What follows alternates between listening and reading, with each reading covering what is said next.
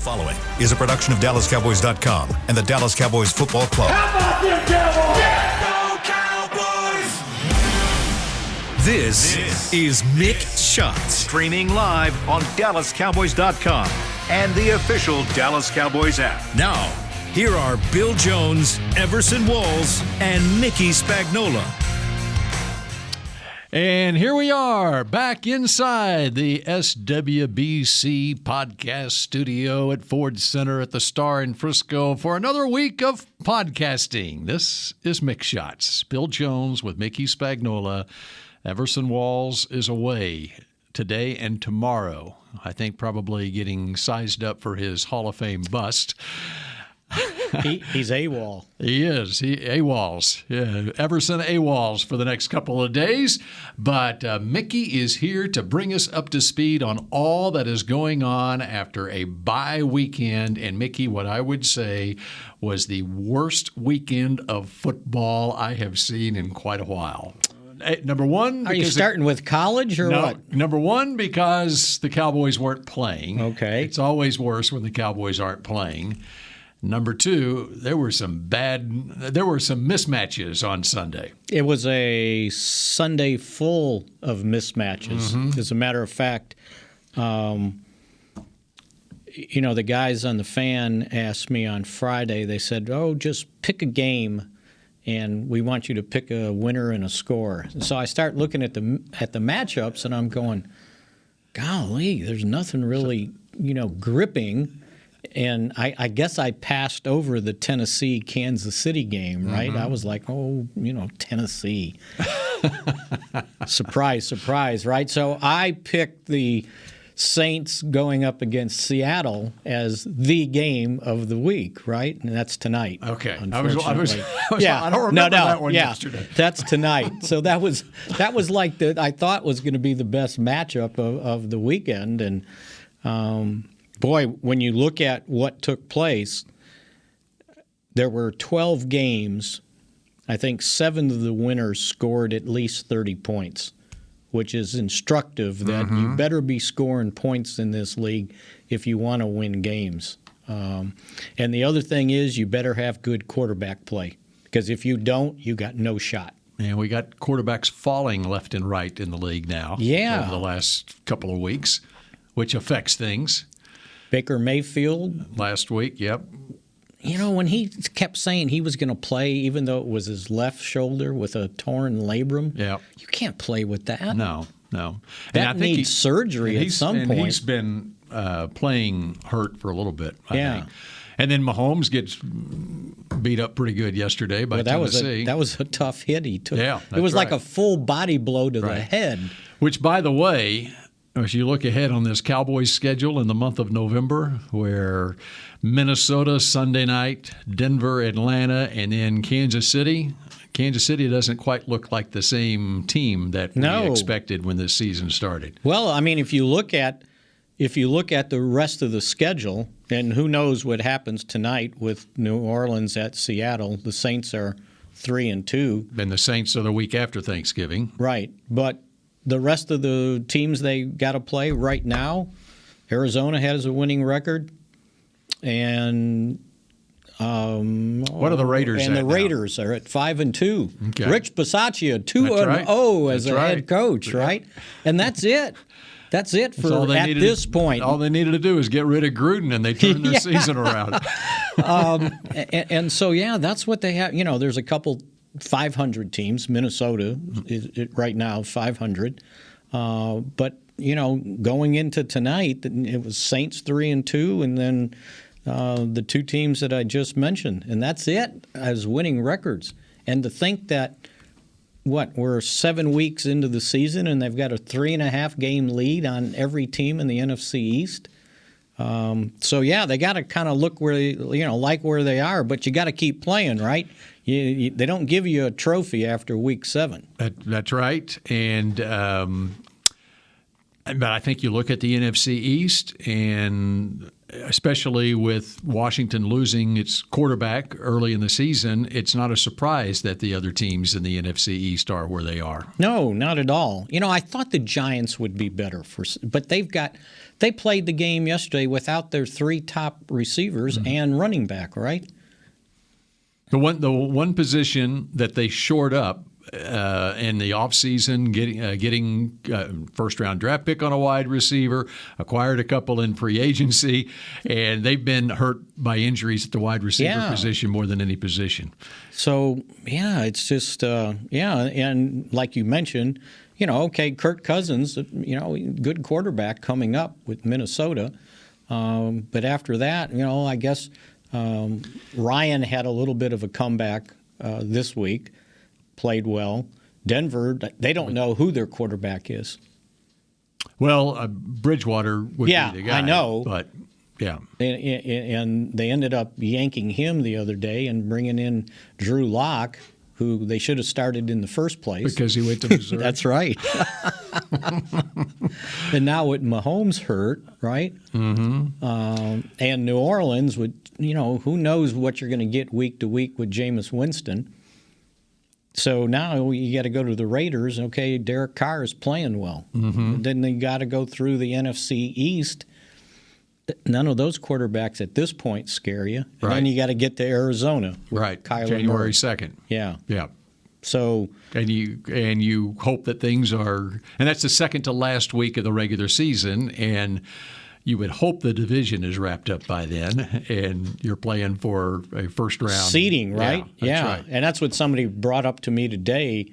It was like, as we get way ahead of ourselves here, and they were so far ahead of themselves. It's like, okay, you can't. You're going to have 4 or 5 games. You've already clinched the NFC East, and I said, okay, that's a little bit ahead of yourself. Think about where Carolina was a month ago. Yeah, when they came here, and I did a podcast or an interview with a Carolina reporter. I was on for about 20 minutes with them. I did a Zoom with them, and they were just convinced that Carolina was all of this, and that the Cowboys, they had Carolina come in here and beating the Cowboys, and I was nice to them and only picked the Cowboys by 3 in that game. But they were thinking Carolina's going, and what has Carolina done since then? They've lost every game they played. Won a game, right? And I was just thinking of that yesterday when I saw that score. I said, and I know they're without McCaffrey, and that hurt them. But still. Mm-hmm. And they didn't have McCaffrey coming to Dallas. Right. But they were thinking they're going to come in here and the Cowboys would have a fat chance of beating them. And I said even without McCaffrey. I think I said it last week, right? I said they were frauds. Well, there continue to be frauds. Mm-hmm. The 3-0 was misleading. Which also, now, when you look at this Cowboys team, all right, you're one injury away from being in a bad situation yourself. But what I really like about where the Cowboys are right now and the way this team was put together in the offseason is they've got depth around the horn on this team. And not only depth, but they created even more depth with the injuries they had to deal with, right?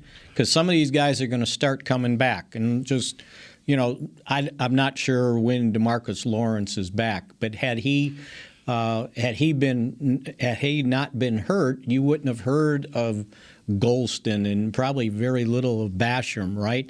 Neville Gallimore gets hurt. Odigizua would have not started 6 games. Let me tell you something else about creating depth. They've created more depth by the way they're playing defense, scheme-wise on defense. Right, by using so many different people. And not only using different people, but they have scheme-versatile players on their roster now. So where if you lose one of those hybrid safeties, you've got another, like Keanu Neal, who's a linebacker, quote unquote a linebacker, but came into the league as a safety. Well, Kearse can do a lot of the same stuff that Keanu Neal can do. And and Donovan Wilson can too. And if La'el Collins doesn't get suspended, we would have never known Terrence Steele could play, right? Right. And you can just go through, same thing with Michael Gallup. Michael Gallup's out, Cedric Wilson steps up and gets an opportunity. And most people don't know much about Cedric Wilson because he's always been hurt, especially his first 2 years here. Got a little bit of a chance last year, and now all of a sudden you're going, oh my, can they re-sign him next year because he's headed towards free agency also? So by no choice of their own, they had to use some of these guys, and they found out, yeah, Odigizua can play and Terrence Steele can play, and I think that's significant going forward. And by the way, so the one injury I'm sure you were worried about was Dak Prescott. Yes. What do we know? Well, we had interviews with four players at noon. And towards the end of the last one, Dak Prescott sticks his head out the door and starts yelling at Scott, the nutritionist, who was doing some sort of workout out there on his own. And all of a sudden, somebody yelled at him. He goes, "Well, what do you got for us?" And he kind of stepped out the door. So he didn't have a boot on. Okay. But he didn't have anything on his right foot, which meant he was getting some sort of therapy, right, going through rehab. And all that was audible that he could yell back at us because it was way down the way. He goes, "If I come today, meaning to do an interview today, you would not have anything to talk about the rest of the week."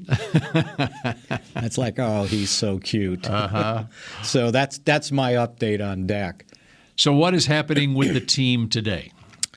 It looks like from the setup that we can see out the window here before we On the entered here practice field. that they were going to do a little something. It wasn't going to be I think they were probably coming in late, had a team meeting. And the player availability was at noon. So that's done. So they basically perhaps came in late and sort of the morning off, whatever. Right, had probably late meeting, team meeting, break, and then it looks like they would probably have some sort of maybe a walkthrough or mock game type thing that they call, and do a little something before they get to Wednesday. They're having practice with helmets. Oh, And Chris Beam chimes in. Practice with helmets. So like a mini camp practice? I guess that says You know what? practice with helmets. What Mike McCarthy, and Just probably I don't shells, remember I if guess. McCarthy said this in a press conference last week, because how many press conferences did he have last week? Just one, right? Monday? Just one. Just One, one I believe. Monday. I talked to him on Tuesday, and this was the self-scouting day. Right. Today, they're using today to have that's right, across the hall the across the hall meetings where offense and defense go across the hall and self-scout that way. Zach Martin mentioned that they did that today. Yeah. So that was what their morning was probably Right, filled and with. now it looks like they're going to do a little something here since they've been off for since Monday, right? Right. They A haven't week been on the ago field. Monday. They haven't Right. been on the field. Yeah. They ran on Monday. Yeah. I could see. Yeah, that's right, Chris. So yeah, back to knocking the cobwebs out. Mm-hmm. And it looks like they got through the week okay. And by the way, they're here today, off tomorrow, and then it's a normal work week for the Vikings game starting on Wednesday. So we'll know more about Dak's status come Wednesday when they have to report. and McCarthy's first he press did. conference will It'll be be Wednesday Wednesday. morning. Yeah. So Yeah, but we got that. If I came out today, you would not have anything to talk about. what are we supposed to read into that? That he would come out and say, "I'm good to go." That's right, because if he came out and said, I think I don't know. then we'd still be talking about it I mean, all that's week. kind of what he said after the game, So right? we're going to read into it. That means he is good to go. Yeah, and all signs are pointing to that. And I think Jerry mentioned it on Friday when he did his radio segment that he felt very optimistic about Dak being ready to go. So that's Okay, so and that's the injury I assume you were worried about. But as far as we know, they got through the weekend unscathed, other than KZ. which was a week ago now, Yeah. nearly a week ago, Right. last Tuesday morning. So we haven't seen any bulletins yet, right? Any no. police blotter things? No, we keep checking Twitter to make sure that there's no police activity going on as far as Twitter goes. I think the biggest thing coming back is everybody had the COVID test, and they had to be negative before they got into the building. Oh, there's a good point. That's right. And So that's what you have to wait for on Wednesday. COVID testing when they come back. And by the way, around the league, Matt Nagy, the Bears coach apparently tested positive. Oh, no. Yeah. After the game? As if this weekend didn't go bad enough for him. Going to Tampa and getting drilled. They're going to ruin that quarterback. Uh-huh. They're going to ruin him. That's why you go ahead and play Andy Dalton and let him. Andy's like, I'm good, guys. I see what happened last year. They're ruining him. I mean, we need to remember what Mahomes did his rookie year, which was nothing. Sat. Until the last game of the year he got in. Yeah. Yeah. And how did that work out for him? I mean, think about Aaron Rodgers and how he sat early in his career, okay? I mean, it's very rare that guys can come into this league like Dak Prescott did. I was just going to say, like Dak. And it was out of necessity that Dak played so well his rookie year. I mean, how many? And the other thing to consider about Dak is what he had done at Mississippi State. I mean, he got a lot of reps in college, and he was an older player coming in. A lot of these kids, they're being drafted at age 21, and Dak was 2 years older than that, and had turned around the Mississippi State program to the point that they're building statues for him there, and I don't know if they actually have, but they should. They're getting ready to. But like Trey Lance at San Francisco. I mean, this guy, he played one game last year at North Dakota State after playing the year before. So few snaps. I sound like Parcells. Right. That it's and that was the plan with San Francisco. That's why they kept Garoppolo around, and that it's a future pick. They give up a lot. But you can't expect him to come in as a 21-year-old and with precious little college experience at the FCS level and be able to play in this league and succeed in this league. You could ruin these guys, right? And maybe the best thing that happened to Joe Burrow last year was he hurt his knee. And he didn't have to go through the rest of the season because now he got a taste of it, and then he's able to watch. Yeah. Right? And now look he's blossomed already. Mm-hmm. But the rest of these guys that they force-fed right there at the beginning, they're still struggling. And the difference on Burrow, too, is he was in two elite programs, and he didn't play at Ohio State, but he was an older player coming in. Didn't necessarily have the reps, but he was more mature as a 23 or 24-year-old coming into the league. And I just don't think people, understand that you come from college and you try to play that first year. All of a sudden, you got to make adjustments at the line of scrimmage. The coach is not sending in another play with 5 seconds to go, right? You got to go under center sometimes. They're not putting signs up for the next play. Think how long Breeze sat. Think how long Romo sat. Yeah, Romo sat for 3 years. So did Breeze. They just, and this is a quarterback league. Let's not make any mistake about it. Look at the NFC. Who are the quarterbacks of the teams that are either 5-1, 7-0, or 6-1? Stafford, Aaron Rodgers, Kyler Murray, Dak Prescott, and Aaron Rodgers. Mm-hmm. Shocking? Makes a difference. All right. When we come back, we got the trade deadline coming up here. Oh, yes. By golly. A week from tomorrow, right, is the trade deadline. Yes. Okay? When you look at this Cowboys team, is there a position group of need, or is this team set to – I'm talking the long haul. It's a 3.5 game lead in the division. If this team's going to win the division and going to be in the postseason, is there a position that you need to shore up at the trade deadline, or at least try to, in order to make sure that you're good to go for the long haul this season? When we come back here on Mix Shots. Honey, big news. Gary, are you okay? Oh, I'm not Gary anymore. I'm Jackie Flash. What? See, I want the latest smartphone, but the best deals are only for new customers. So, to get a new customer deal, I changed my name to Jackie Flash. Okay, but the best smartphone deals at AT&T are for everyone, new and existing customers. That's huge. Then guess who's getting a deal? Is it Jackie Flash? Jackie Flash. It's not complicated. At AT&T, our best smartphone deals are for everyone. Restrictions apply. Visit AT&T.com for details. The Cowboys way. where 16 Hall of Famers and 5 championships shows us what success looks like, where turkey is always the second best part of Thanksgiving Day, where we are all defined by one single thing, the star, where we as fans know it's our job to keep the tradition going. Bank of America is proud to be the official bank of the Dallas Cowboys and to support the quest of living life the Cowboys way. Copyright 2020, Bank of America Corporation. Hey, Cowboys fans, ready to spice up your next watch party? Bring Yo Quiero guacamole and be the game day hero. Yo Quiero means I want, and we know you want great, fresh-tasting, ready-to-serve guacamole for your home gating and tailgating events. Made with real avocados and the perfect blend of spices, it will be the star of any party. You can find us at your local Albertsons or Tom Thumb in the deli section. If you can't find it, talk to your store manager and tell them, Yo Quiero guacamole. It's game day. You know what that means. First, kebab prep. Steak, pepper, onion, steak, pepper, onion. Next, a counterclockwise lap around the room. Now the lucky grease-stained jersey goes on. And lastly, the dance. You know the one. This is a game day ritual no matter where you are. Whether you're traveling to the game or watching from your favorite vacation spot, book a place to stay on Hotels.com and keep the tradition alive and well. Hotels.com, proud partner of the Dallas Cowboys. Back to Mixed Shots.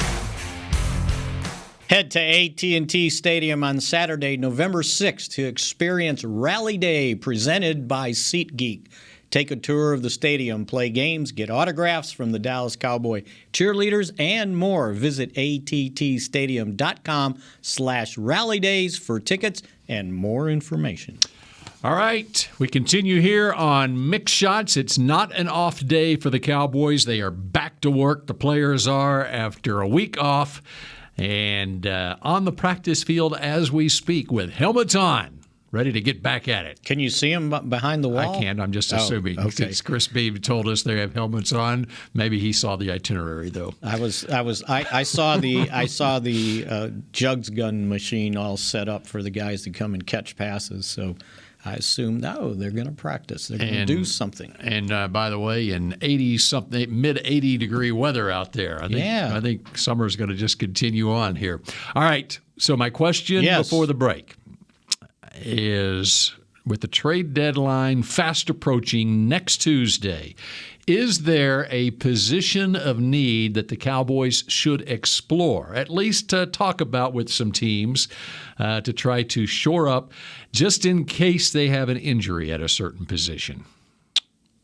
So knowing that they have guys returning, right? It's almost like you already made a trade. Because you got DeMarcus Lawrence coming back. Okay, now let's do it by position group then. Okay, you want to start on defense, defensive line. You've got DeMarcus Lawrence coming back. You've got Neville Gallimore coming back. We'll see where Tristan Hill is. Dorrance Armstrong coming back. And maybe sooner than we think. Right. Yeah, and I'm talking long term here. Yeah. I mean, you got a 3.5 game lead in the division, and that's why I think they have the luxury of thinking long term, because when you look at the landscape of this NFC East, assuming that there's not a collapse coming for the Cowboys, and you have to look at it that way. Your next game is Sunday. The trade deadline's Tuesday. I think you got designs on the postseason here, but you want to make sure you take advantage of this opportunity in case there's someone to pick up at a reasonable price. And, okay, so we took care of the defensive line there, right? Yeah. Okay, how about linebacker? I mean, you got Parsons, Van Der Esch, Keanu Neal. You like Jabril Cox. You like Luke Gifford. They haven't played. And that's all they have. 5. And they haven't played much, right? By the way, so I don't think it's a pressing need, but you also have to look at your roster, and I mean it's hard enough in the 53-man roster creating spots for the guys coming back. Well, you know what? That's what Jerry pointed out on Friday.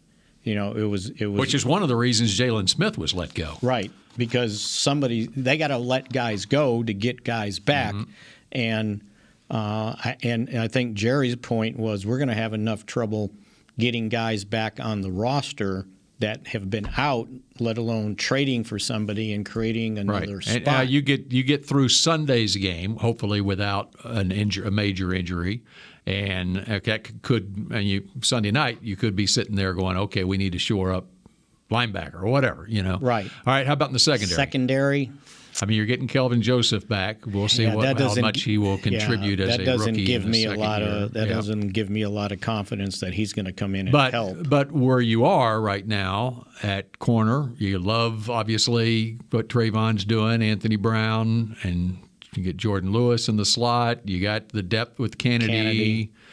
Of course, the rookie and Deshaun Wright, and then Kelvin Joseph coming back. So,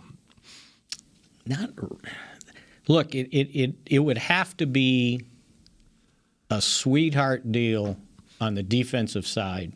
And so you would be looking at a team that has already played itself out of it, that has a veteran corner that they're wanting to unload. Yeah. And that would be the one spot. But the other thing you do on that, if they're wanting to unload that player, then they may just cut him after the trade deadline if they can't find a suitor. And then you don't have to pay you're paying the veteran minimum for him probably. See, but if you do that, you got to cut somebody. Mm-hmm.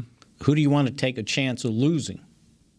You want to lose to get to the practice squad or Deshaun Wright? Yeah. You want to lose? Yeah. You're talking you got to cut someone at that position. Right. You want to lose Kelvin Joseph? No.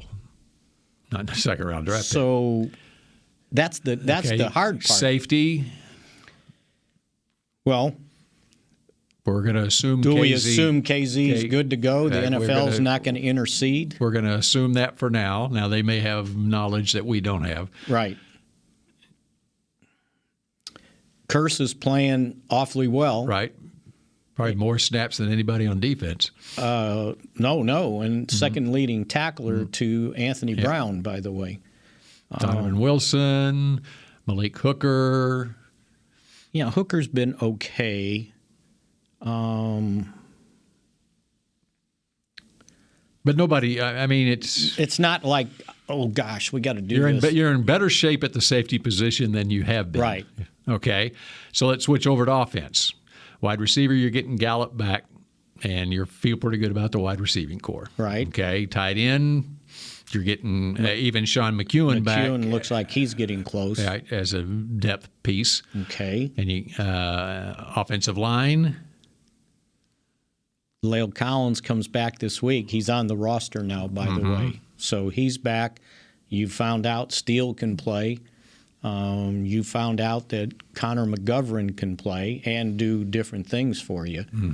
Do you worry about backup center still? Other than that, you're probably good. Maybe who's playing center if Biotis goes down? Well, they got Forniak, and he's the only true center.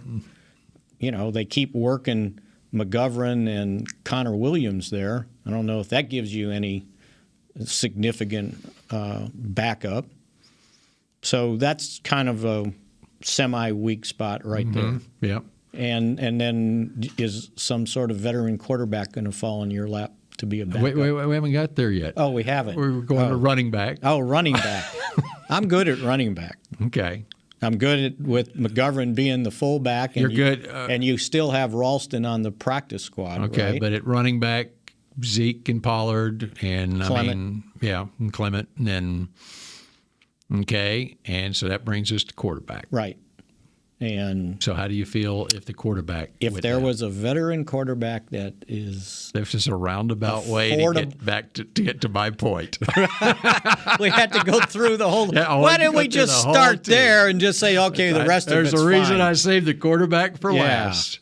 Who do you got in mind? Well, I would say – okay, first off, how do you feel if heaven forbid anything happened with the quarterback? How do you feel about this team making a run? And it's hard to say because I haven't seen it. Right? Cooper Rush has thrown 3 passes in his career. I think this team really needs to, And that's the reason I'm saying this. We haven't. Maybe Cooper Rush would be better than any veteran backup on another team, but we haven't seen him play. Sort of going back to. I mean, I even go back to the Super Bowl teams of the '90s. I was going to say '93. The backup was Jason Garrett, and then they had Bernie Kosar. Bernie Kosar came in this time of the year. Right. Bernie Kosar. So that's what I'm looking for. Maybe not. I mean, Bernie Kosar obviously had some skins on the wall in college and early on in his career with Cleveland. Okay, and there was a comfort level that the coaching staff had with him. I would, and I'm not saying that this player is Bernie Kosar, even, but he does have experience starting in the league. I would keep an eye on what's going on in Miami. If the Dolphins really are interested in trading for Deshaun Watson, okay? If they acquire Deshaun Watson, then they've got Watson, Tua, and Jacoby Brissett. Okay. And so I would keep an eye on Jacoby Brissett as perhaps and I don't think you'd have to give up much, okay? Then you have a veteran guy who can be and you get him here at midseason, and he's learning the offense as you go along here. Someone like that. That situation just popped to mind for me because of the rumors out there that the Dolphins are interested and that there could be something in the works. And they've got Tua there already. Obviously, Brissett's not their guy going forward or anything, that he might be available. Does he fit into this offensive scheme? You haven't watched him enough. Yeah.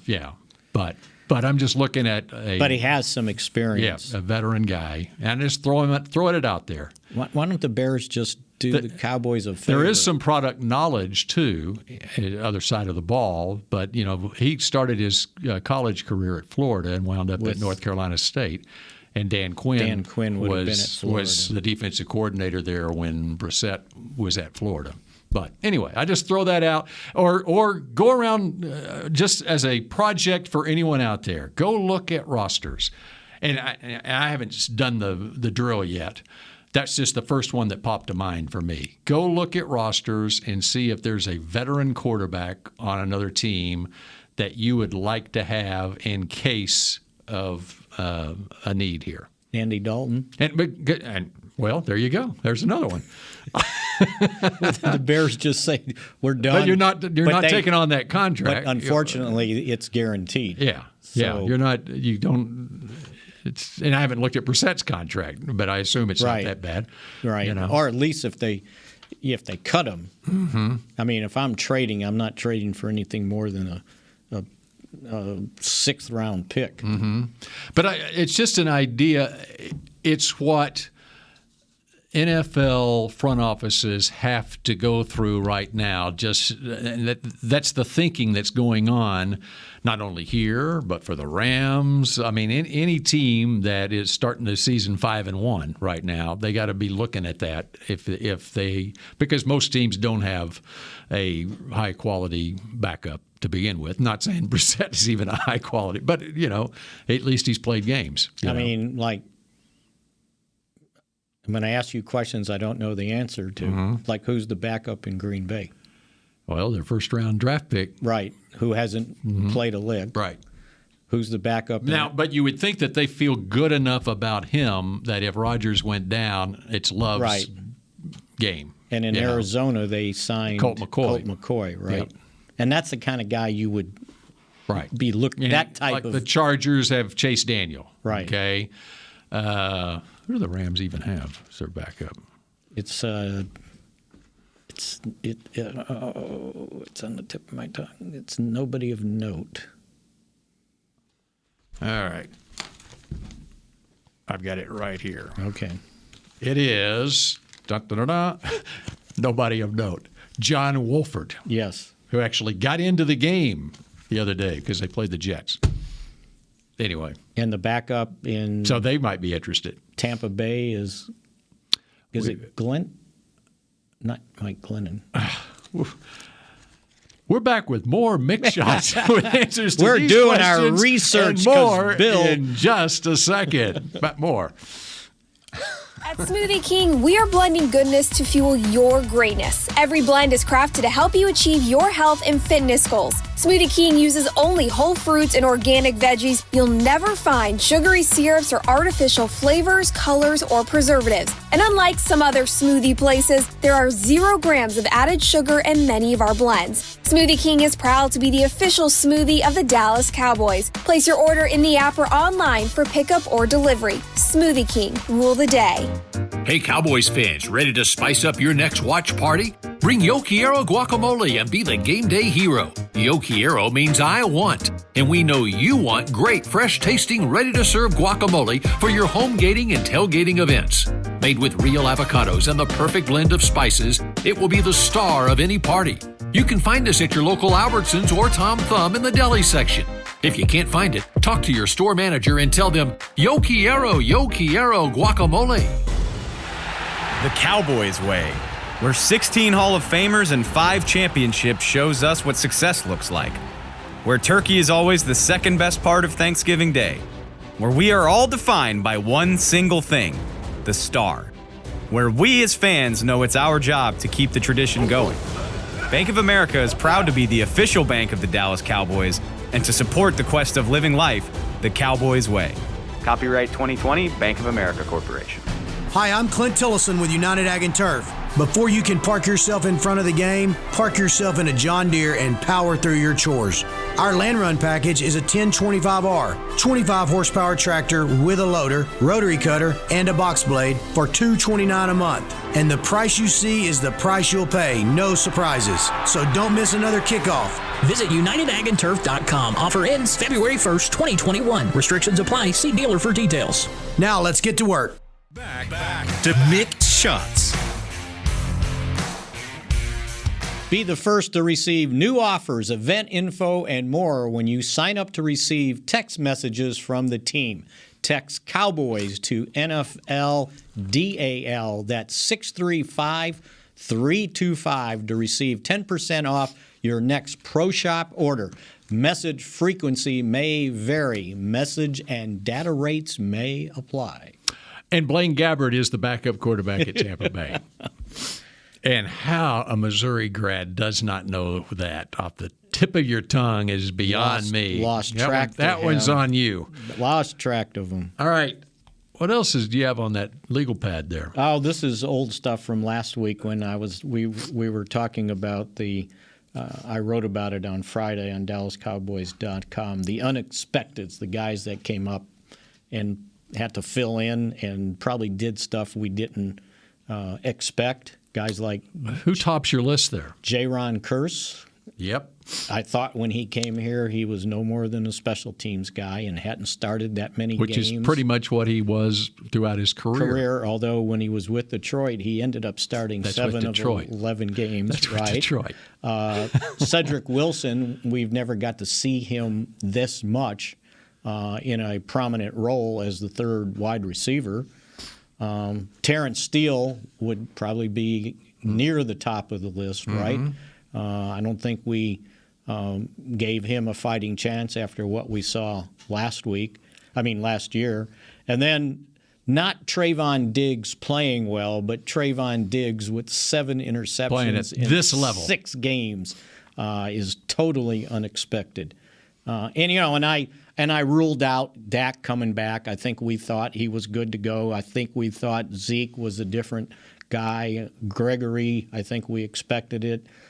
Parsons, I expected it. I was all over him, being the guy they drafted. So what he's done so far, I don't think has been unexpected. And, in the way the wide receivers are playing, I don't think that was unexpected. So, yeah, the fact that those 4 guys that I mentioned have played at the level they have, I think has been quite remarkable and continues to add to their depth going forward. Kearse is, and we talked about it on one of our shows last week, the surprise player during the first 6 weeks of the season, and Kearse was my number 1 guy on the list. Yeah. Just what he has done. I mean, for him to basically lead the team in snaps and second in tackles and so forth.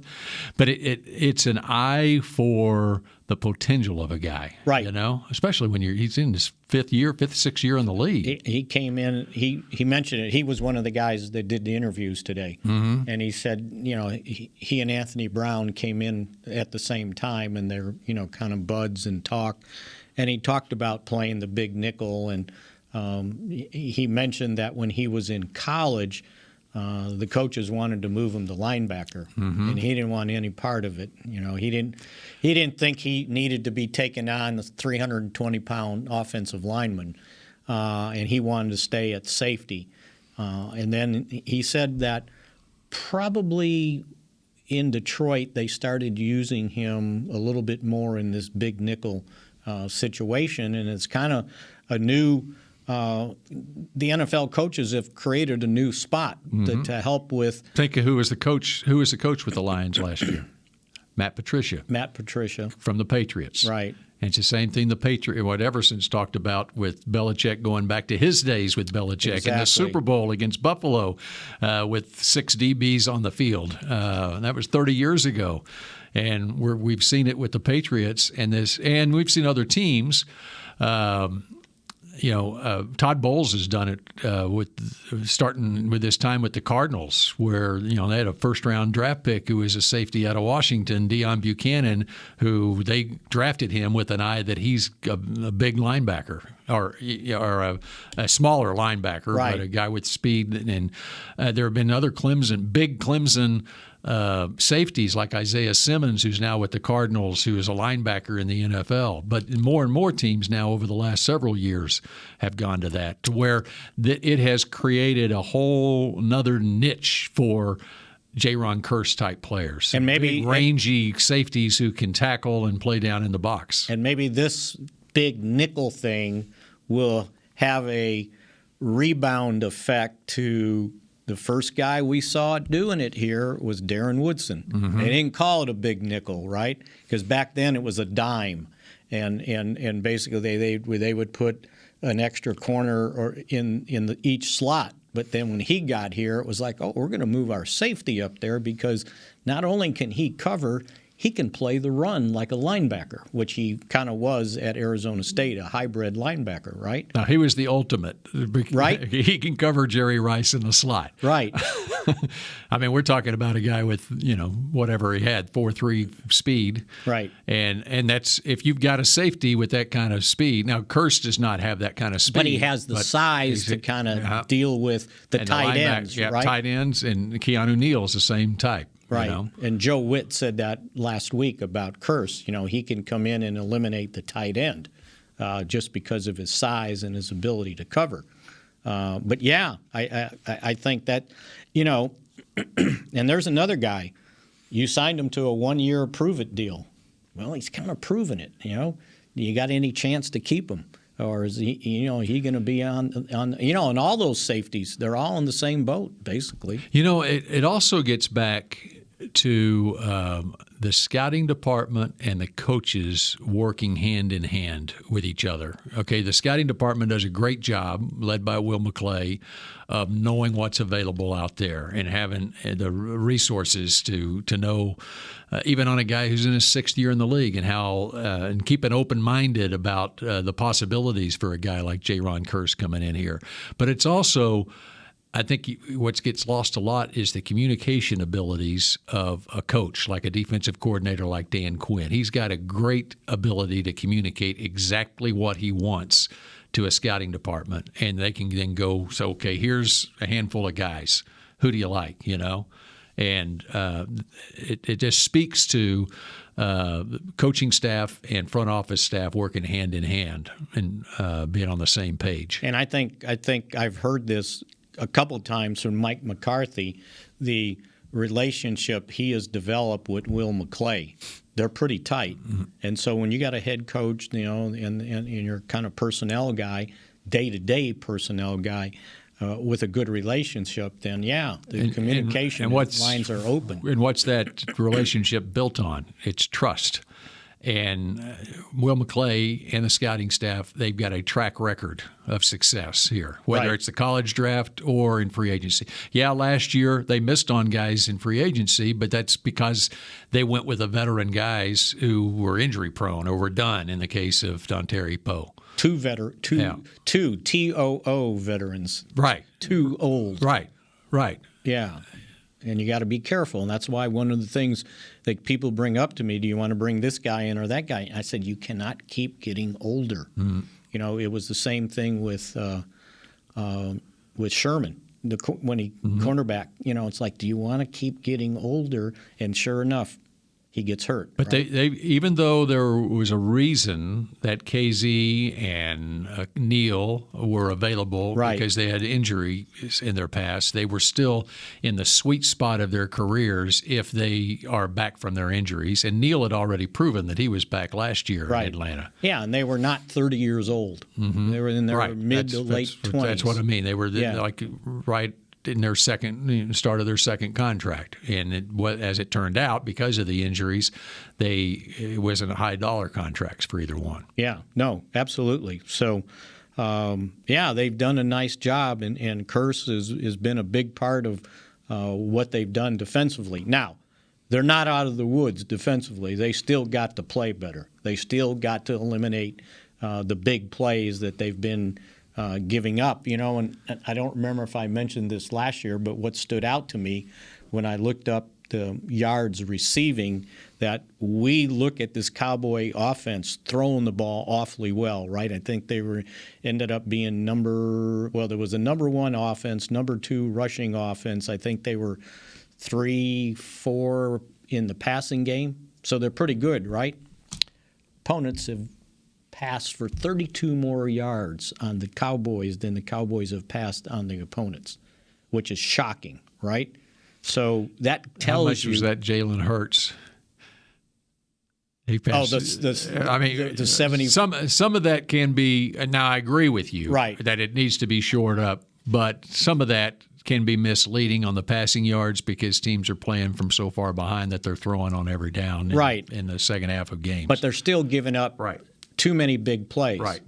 You know, they've given up 27 pass plays of 20 yards or more, and of those 27 plays, the average per play is 31 yards. And you can't exist like that. You got to do a better job. Dan Quinn talked about it. Joe Witt talked about it, that they've got to tighten up. And the thing that Joe Witt was pointing out was the fact that, you know, the first game against Tampa Bay, he said we had 3 missed assignments. But lately it hasn't been missed assignments. It's been missed tackles. Like they're throwing a 12, 15-yard pass that's turning into 30. Mm-hmm. Got to tackle better, even if the guy catches the ball. And he said that would be something that they work on leading up to this Minnesota game. And we know Kirk Cousins wants to get the ball down the field. Yes.